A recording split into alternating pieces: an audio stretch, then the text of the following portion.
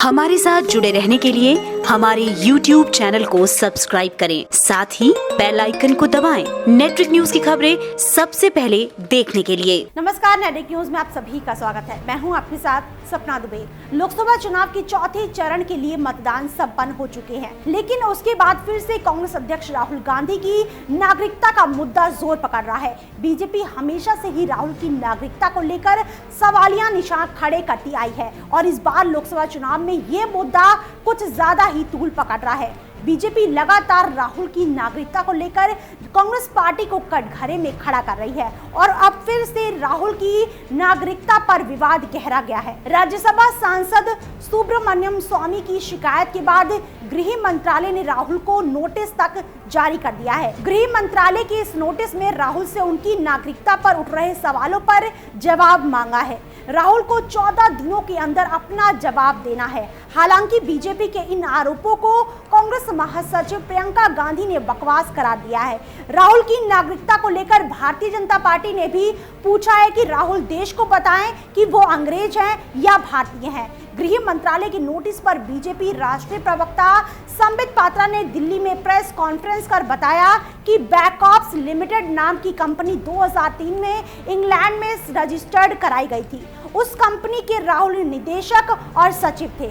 इसी के साथ संबित पात्रा ने यह दावा किया है कि राहुल ने कंपनी के दस्तावेजों में खुद को ब्रिटिश नागरिक बताया है और इन्हीं दस्तावेजों के आधार पर गृह मंत्रालय में शिकायत की गई है। इन सभी दस्तावेजों को राहुल ने खुद प्रमाणित किया है।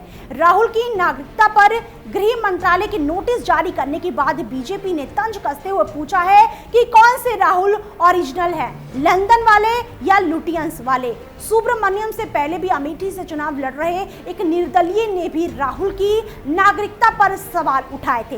ध्रुव लाल की शिकायत के बाद राहुल के नामांकन की जांच कर इसे वैध करार दिया था। तो वहीं गृह मंत्रालय के राहुल को नोटिस जारी करने पर गृह मंत्री राजनाथ सिंह ने मीडिया को बताया कि जब कोई संसद का सदस्य किसी भी मंत्रालय को पत्र लिखता है तो उसके सवालों पर एक्शन लिया जाता है।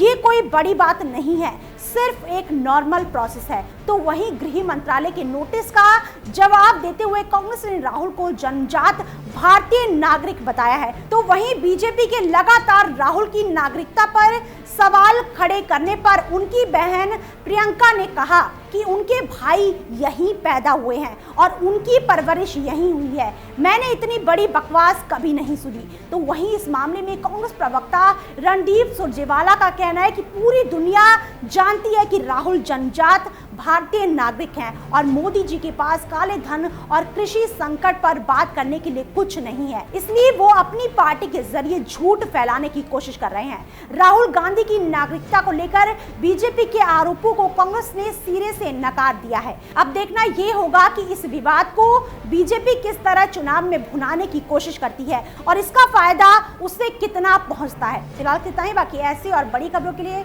वीडियो को लाइक और शेयर करने के साथ साथ चैनल को सब्सक्राइब करना ना भूलें। आप देख रहे हैं नेटवर्क न्यूज, साहस सच कहने का।